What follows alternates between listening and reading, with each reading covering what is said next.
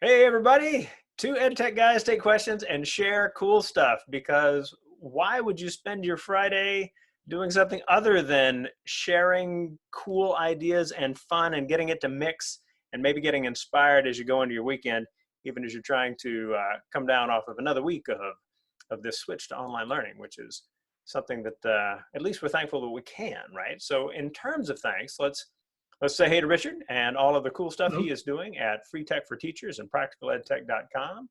All of the good folks in Fowler Unified who in Central California who are joining us. Thank you for being part of this. My team's up in Jerome, Fall City Academy and Jerome High School and Summit Elementary. Good to have you guys involved as well. And it is just good fun for any team to get together, get together in a thing like this, right? Hear these ideas and see what stands out. Sometimes when you look at a program like this, you kind of get in that space and you think, wow, they're sharing so many things. This is like drinking from the fire hose. Actually, your job is to find the things that really appeal to you. That's the thing. What is it that you can use to inspire the next kid? That's why we do what we do, and that's why you're here. So don't think in terms of, I got to know everything. Don't do that. All right, so my name is Rushton. I run nextvista.org. It's an online library of videos by and for teachers and students everywhere, free to use, free to contribute to, free to download from, all for a student audience, all screen content, my own little attempt to save the universe from ignorance, one creative video at a time. So there is that. And we have videos about creative ways to learn stuff and communities around the world and serving others. We got a big collection of careers videos. We got a big collection of videos for English language learners. We're trying to build the biggest free collection of videos for EL students anywhere in the world. That's our goal. So if you're interested in any of that, stay in touch with me, let me know. Our job here is, of course, to keep the learning going, right? Richard, talk to us about keeping the learning going. Like when you think about keeping learning going, what does that mean to you? Well, I was just typing, first of all, that your introduction about Next Vista for Learning and the way you said it so fast reminded me of Arlo Guthrie explaining the Group W bench.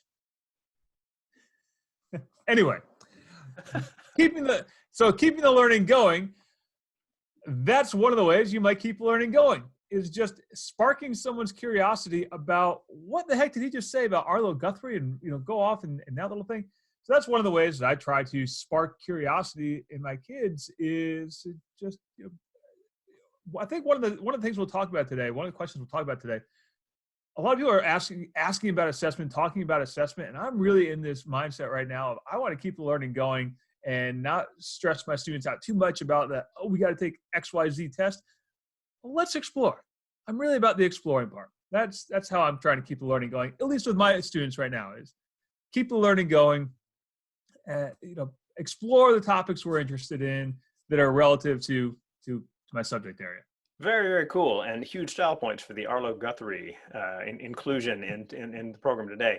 It is this thing about sparking curiosity. What I call building an exploratory culture is something that's very important personally and professionally in any setting, right? What is it that allows you to go, wait, what is that? And if you think about your classrooms, whether you're thinking about them virtually or in spatially, whatever it might be, that's always the goal, right? If a kid is merely getting info and parroting info back to you, we're not inspiring those kids to see new possibilities. And once we get into that thing, wait, who was that? Tell me about that. Wait, what was that tool again? Oh, look what this could do. That's a different conversation. And that's where we're trying to go with this. So great stuff there. Now, how's it going to work? We start by sharing this cool stuff. Even though it's named Take Questions and Share Cool Stuff, we start by sharing cool stuff and then we take questions. Now, the cool stuff we've got today is particularly fun. If you are looking for fun shares, we got some fun shares on the way for you. Then we're going to take questions. We've had questions come in over the week. We're going to talk about those. If you have questions and you are part of the recording right now, then kudos to you for doing that. Feel free to toss these in the chat. We're having all sorts of good things happen in there. Like Patricia says, morning from Toasty, Arizona. I'm guessing that Richard, where you are, toasty is not the word describing your weather. No, it's not. It was like 48 earlier today, and now it's going down. Yeah, blue skies and probably already in the 60s here, but just saying. Okay, so Richard, jump in. Like talk about your fun share. Yeah, so this one is really fun, and I'm actually going to try to use it with my 3-year-old this weekend. It's called Kidpo-Fi or Kidpo-Fi. I'm not exactly sure how to say it, But what makes it cool is it will turn your child's handwriting into a font that you can then download and use on your computer or on your mobile device or anywhere else. You know, once you download it, it's your font. I will say this: I'm going to try to use it with my 3-year-old. It's probably not going to go quickly because she has to write out every letter of the alphabet in uppercase and lowercase. So it's going to be one of those things where like we kind of pick at it for, you know, I'm like, let's do A today and B tomorrow and C the next day. And you can save your work in progress, which is really, really important if you're doing this with little kids. So I'm super excited about it. I think it's going to be neat. Do your own fonts. You know, obviously adults can do it as well. You know, make your own font out of your handwriting. I love the idea that you can end up with something that essentially becomes a digital record of what you have been involved with in the past, right? So you can imagine a kid who's 7 years old being introduced to a document that was written when they were, say, 3 or 4, and begin to point out that you see, look how far you've come with your writing, right? Because often with kids, they're worried about what they can't do at the moment instead of really seeing the progress they've made over time. And so having these things that allow us to capture things in that way, I think is pretty darn cool. However you pronounce it, I guess would be the way. Yeah, I'm not. So the original website was Kidpography, and for whatever reason, they just changed it to Kidpofi. I'm not sure how. What's that? Kidpography. Kidpography. Yeah, so that's what they're calling it, and yeah, it's neat. And actually, when I saw it, I was like, this is something that's right up Tony Vincent's alley. Yeah. If anyone knows Tony Vincent, you know that he is all about the classy graphics and the style, and which is cool. Like he's taught me a ton of stuff about it over the years because otherwise I'd be using 12-point Times New Roman for everything. Well, you know, if find something really cool, as I do my share, find something really cool from Tony's site, and we'll get that in the chat as well. Now, for me, I am going to share something that I am tempted to say is the most entertaining share I have ever done. All right, over my decade plus of doing these things, this may be the most fun. What is it, you say? It's this. And you say, wow, that seems like a pretty phenomenal, you know, kind of letdown right there. So, oh, Aaron's here, awesome. So here's the thing, right? What this is there's this place called Sweet Farm, and Sweet Farm is a sanctuary for animals.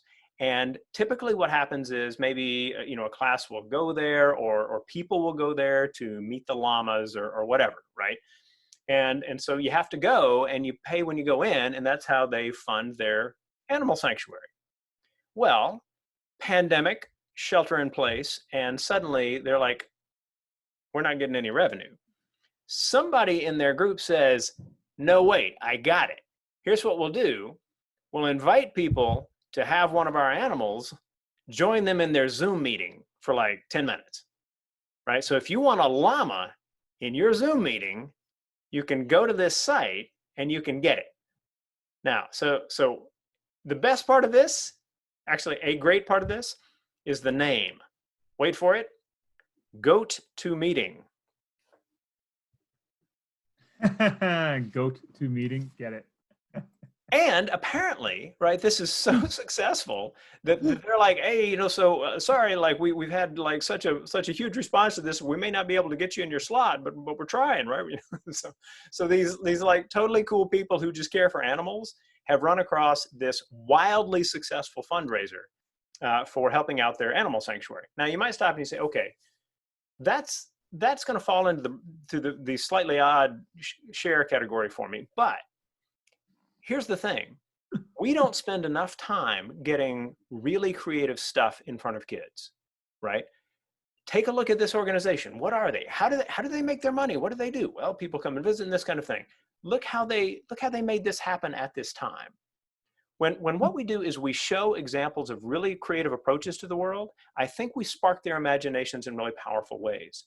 So for example, if you've ever read, the stuff that's out there about the ocean cleanup, Boyan Slat, the teenager who was like, we could clean up the ocean this way. And 6 years later, he's got this huge organization that's actually working to do it. Or the people who built sail drones, right, to go out and to measure all kinds of things related to the ocean. There are the guy who did edible cutlery in India so that there wouldn't be all of these plastic stuff sitting around. And it also uses resource in a really creative way. There are these amazing stories that are out there. And when we get those stories in front of the kids are like, see, I wasn't expecting that. Sometimes we have to catch them off guard to get them excited about their learning, right? Because they think they kind of know what's coming, but as they get older and older, one of the reasons kids kind of get jaded in school is because they just kind of feel like they know what's on the way. But if we can catch them off guard with a good story, we can fire their imagination in pretty cool ways. So that's my share. Goat to Meeting from Sweet Farm, the Animal Sanctuary. And I just put in the chat, Rushton, I was looking at their site. They do virtual field trips for schools. As they should. It looks like it's free for the virtual school field trip. Well, they just expanded their market from whoever could actually drive up to Sweet Farm to, say, the world, which is, I would say, a nice way to get more people involved. And of course, this is an idea that can help a lot of other cool nonprofits doing good things as well, right? So kudos to them for coming up with a really, really cool idea. All around pretty neat. Pretty neat. You will find the resources that we share as a part of our quick shares on a particular page called the Two Guys Resources page. You can get there very quickly from tinyurl.com/2guys-resources. You can also get there via the links that we share, because all of our shows that we do here are on the webinars page at Next Vista. So you can see the recordings, and you will also see two other things. You can see the slides that we've got there, and that can get you to the links. Maybe you're more of a visual person. Or you can click on the links from the chat, which is a document that specifically has the links in it as well. So we make all of that available for free. We're such nice people, so you know. Okay, so let's get into some questions. And Richard, I know you've picked up some good ones this week. Let's take a look at what you got. All right, and we don't want to forget about Corey's question that's in the chat there as well. Let's make sure that's a good one. Want to start with it, or? Yeah, sure. Let's start with that one. So that's in the chat, and I got it. I am a high school social studies teacher who has 3 different AP classes all day. I'm keeping the students who are taking AP exams engaged, but almost everyone else barely participates in our optional engagement activities. District has decided that there will not be second semester grades because we weren't even halfway through the semester, so all assignments are optional and cannot affect a grade. It's now credit, no credit. My fellow teachers are experiencing the same thing. We are brainstorming how to get increased engagement, but haven't figured it out yet. Any ideas? Thanks. I got some ideas on this. Good. And you know, I've been a principal, right? And so what it is that creates incentives has to be like this core piece of how teachers think about their classrooms and how leaders think about their schools. I fully understand the desire not to let anyone fall to the wayside because of access issues, right? So if you've got some kids who don't have the same level of access, then you don't want to penalize them by requiring a set of, I mean, I get that, that's fine. What I take issue with is then setting up a set of incentives that for a lot of kids means I can check out, right? Now, that's not necessarily a good answer to your question, because of course you're having to deal with the circumstances as they are in front of you. But first, I would say recognize that if a student has no specific incentive to work on things in your class, think in terms of just the SEL pieces, right? So one of the things is check in, make sure that they know that there is an adult out there who is interested in how they're doing, right? That's just piece number 1 right there. Second, focus your time, you know, in terms of your energy really on making sure that you are preparing those kids for the AP exams. You know, we could talk about AP exams, but I mean, they're there and their kids are going to take them. So focus your energy there. Next thing is with the kids, all of the kids, do a lot of questions, ask a lot of questions. What is it that we have covered in this class that stood out to you, that was interesting, at another level. So, have them, list a few things. These things were interesting to me. These things were very interesting to me. This may have been the most interesting thing we've covered all year. And get their responses to what those things are. Talk about it both in terms of content and also in terms of activities. What is this that you've done that's worked well? Because you want to stay engaged with them, because you might be able to pull them back into at least some learning, given the incentive structure that's there, by asking these questions of them. You're not going to get everybody, but do your best.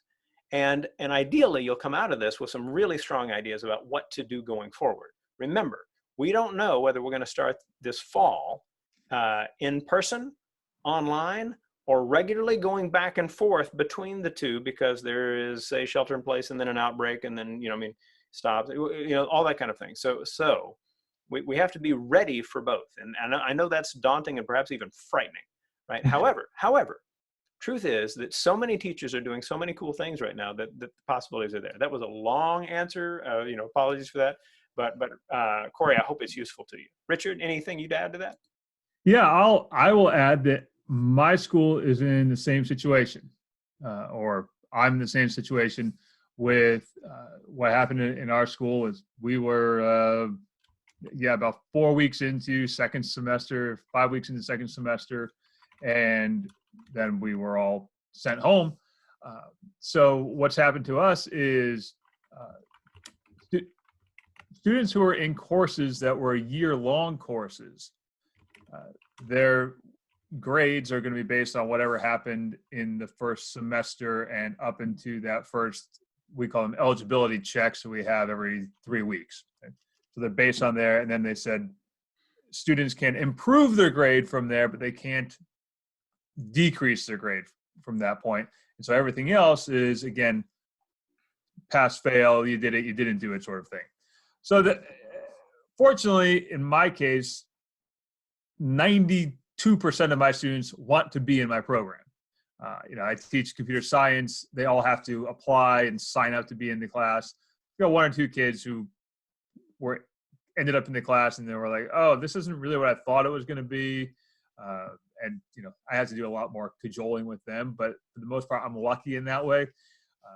But that said, my program is supposed to end with some certification exams that we have now thrown out the window because it's just not fair really to do them on two levels. One being that, well, first of all, I should say certification exams are industry certification exams, so they weren't going to influence the kids' grades anyway.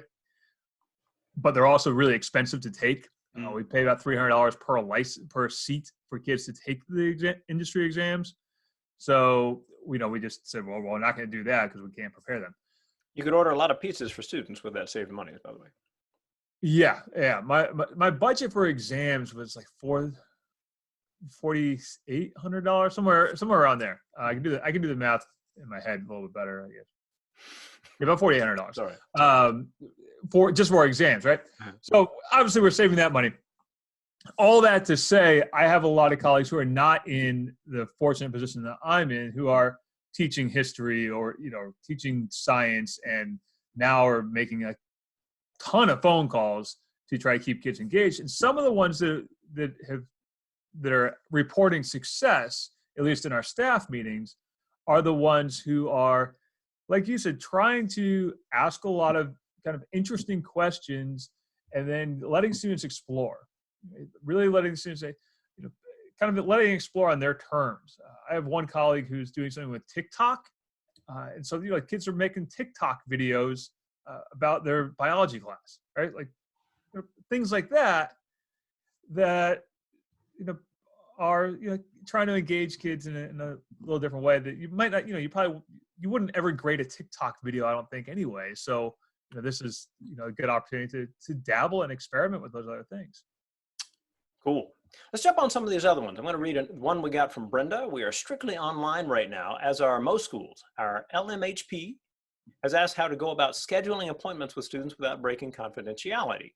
Example, Google Spreadsheets is a good option for me, but my appointments are not as confidential as our therapists are. Do you have any other suggestions? So So my assumption is that when you talk about that in that way, you're thinking, well, if there's a Google spreadsheet that people can fill in, that's easy, but they're seeing what other people have done, and that doesn't work. I would say take a look at youcanbook.me. All right, let me get that in the chat right there. We'll get that in our list of links as well. That's a nice one for scheduling appointments. There are a number of different ways to do that, especially kind of in the Google space, appointment slots, things like that. Richard, how about you? I was going to say you can do this with Calendly. Calendly.com is a good one. And actually, that's how Sweet Farm is scheduling their goat to meetings. You could do that one. The other thing you could do, it sounds like it's a Google Apps school or G Suite school. You have access to appointment pages in Google Calendar. As a G Suite for Education school, you'll have that option when you make an event in Google Calendar to make it an appointment page. And then people can sign up using their Google accounts or Gmail accounts, whatever, and book an appointment with you without seeing everyone else. Good stuff. Another question, this is from Dorotka. I would like to use SpeakPipe, and background for everybody, SpeakPipe is a tool, and let me actually get that link I'll put it in the chat as well. I got it right there. Boom. Which allows you to record your voice, right? And it doesn't require an account, which is beautiful. And you can record up to about 5 minutes. It stays on their servers for about 3 months. It spits back a link that you can then put in, stuff like this. But Dorotka's question is, I would like to use SpeakPipe to communicate with my students or give them an opportunity to send me a message if there's a question. First of all, very good use of that. I have a hard time trying to connect it to my Google Classroom. I remember that you mentioned in the past that it's possible to use SpeakPipe through Classroom. How can I give that option to the students? Google Classroom is not a website and I can't embed it. So the basic issue is that there is embedding. So you've got tools that work directly with the Classroom. You just click add to Classroom, and you're probably looking for one of those things. Those things are great, but you almost always have to have accounts connected with that. One of the great things about SpeakPipe is that you don't have to have an account, which is great for all you who teach the younger students out there, for which that becomes an issue, legally about acquiring accounts. However, focus in on use of a link. So because a kid or anybody can record something in SpeakPipe, end up with this link, if they learn to identify the link, copy the link, and paste it, and I understand that the younger the kid, the bigger an issue that is. Nevertheless, once they can do that, once they know that there is a link that takes them to what they've done, and that's what they need to share, now you're in great shape. Because no matter what kind of digital media project you do, whether it's this or a video you create in one of the editors, or it's something you've posted to YouTube, or a digital book that you have in Book Reader, whatever it is, a Soundtrap podcast you did, or Anchor FM, loads of cool things. If you can work with the link, then in Classroom, you can just say, okay, here's a Google form, give me your link, and then you can check through them before you share them more broadly, or if you feel that they can kind of work with each other right off the bat, you can do it that way. Richard. So in the chat, I just added in, I made a video this morning about how to put SpeakPipe in Google Sites. But as you were talking, you reminded me that SpeakPipe does have a landing page capability that you can use. So you can create your own speakpipe.com landing page.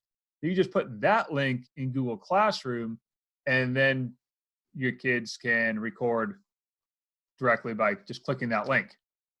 That is phenomenal. Now, with that, do you have to, I would assume you have to create an account to have that. As the teacher, you have to create the account. Okay. But the students don't. So you can try it out. I just put my link in the chat. I forgot that I made one a couple years ago. So I just put it in the chat. You can go to speakpipe.com/Richard Byrne and leave me a message. I'm there right now. Very cool. What I'll do is I'll get that in the chat. Richard, take us to another question. Let's do another question. So I have lost my place. So Claire asked about, do you know of a collaborative video editing site that kids can use from their separate homes, preferably free? Don't know of a free one that has that capability. Maybe you do, Rushton. I don't.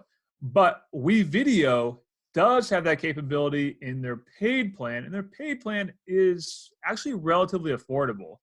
And it's volume price based, so don't quote me on pricing, but you can get it for about $5 a user, depending on how many users you're going to have in your school.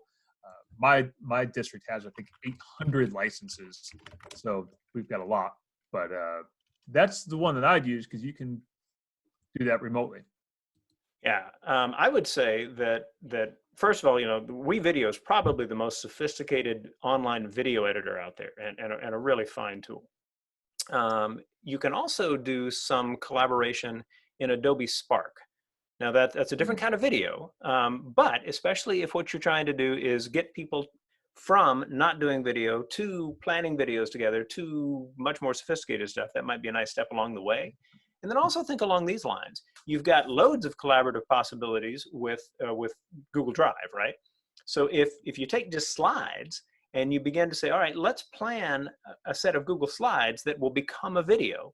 And then you use a screencasting tool like Screencastify or Screencast-O-Matic, or what a lot of people don't know, if you're using a Mac, QuickTime actually has a screen recorder on it that's really quite nice. That's a possibility as well. Matter of fact, based on that, I want to jump to another question that we had, which is, can you tell me if it's possible to share my Zoom screen? When I share, I don't seem to be able to select my Zoom screen. This is a great meta question, by the way. Okay, so I'm in Zoom.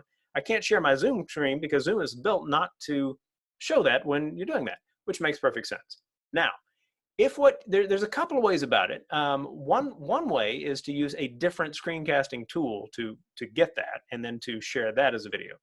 You can also do a quick screenshot for like Windows machines, for example. There's usually a print screen thing on the keyboard, and then you can bring that up as just an image and then share the image and talk that way. Like those are some ways that come to my mind for doing that. Richard, how about you? Yeah, I actually made a screencast this morning of how to flip your video in Zoom, and I did the screencast using Screencast-O-Matic. Very cool. Captured my own Zoom. By the way, if you want to know how to, because this was a question I was getting a lot, and I didn't put it in our list of questions, but you notice my whiteboard in the background, which is a really quick and easy way to do a quick little lesson for kids. Sometimes it's just easier to grab that whiteboard than it is to bring one up on the screen, right? But if you use Zoom's default camera setting, it appears backwards to everybody. So you go in and you unmirror your video in Zoom, and now it appears the correct way. Interesting. Cool stuff. Yeah. Speaking of cool stuff, we have shared about 29 minutes worth of cool stuff, which means we need to wind it down. Now, if you are watching the recording, that means that we're about to stop the recording after we toss some cool thoughts your way, because we can't finish without trying to get some more cool stuff in your head and heart before we finish. But if you have joined us today and you have other questions that you want to ask, we'll keep at it. That's part of the fun of joining the live shindig, right? So why are we doing all of this? Because, these kids still need us to inspire them. Corey's question earlier was just one of those really, really important pieces of how do I inspire my kids to see possibilities that they aren't seeing right now, particularly because of incentive structures, right? Still, that's what we do. We care for them. We care for their learning. To do that well, we care for ourselves. And one piece of that is sharing ideas. If we get together and we're doing creative brainstorming out about, what's worked with your kids who are checking out because they feel like, nothing's getting graded, why not? Whatever the circumstances are, have those kinds of moments of brainstorming. You'll be in a far better place for you and for the kiddos. I hope you'll take a look at nextvista.org and all of the wonderful videos that we've got there. You'll sign up for the newsletter as well. I share a whole bunch of cool stuff every month in my monthly little missive that goes out. I write a blog, which I post to on occasion. But hopefully the quality outweighs the quantity issues right there. I've written a couple of books, one on becoming a better teacher, that's making your teaching something special, on working with your colleagues to make the school like all a better place, making your school something special. And my newest book came out in December called Technology, Teamwork, and Excellence. It's a way for leaders to use tech to build better things and a more personally and professionally satisfying environment for everybody that they've got. Richard, talk to us about your stuff.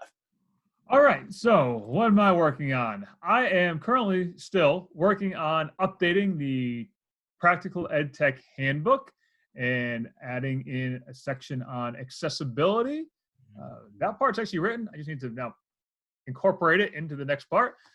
And an updated section about remote learning and remote learning resources. So those are the things you can look forward to that I'll hopefully finish this week or weekend, along with the Practical EdTech newsletter, which comes out on Sunday evenings. You can join it along with 22,000 other people who like to read my ideas on Sunday night.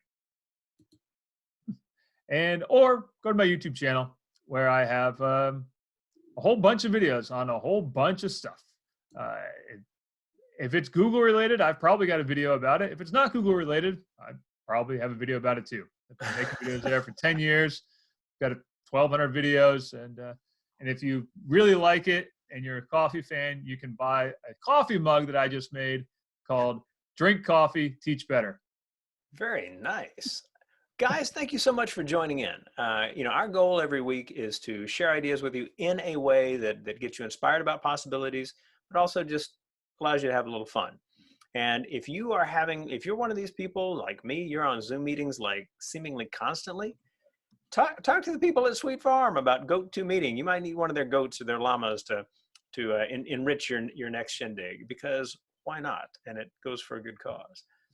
I hope you have picked up some good things as part of what we've been doing, and that you will join us again next week when we come to you again at 10 a.m. Pacific, 1 p.m. Eastern, as we share stuff with you. And if you are part of our audience at the moment, stick around. We'll keep talking to you.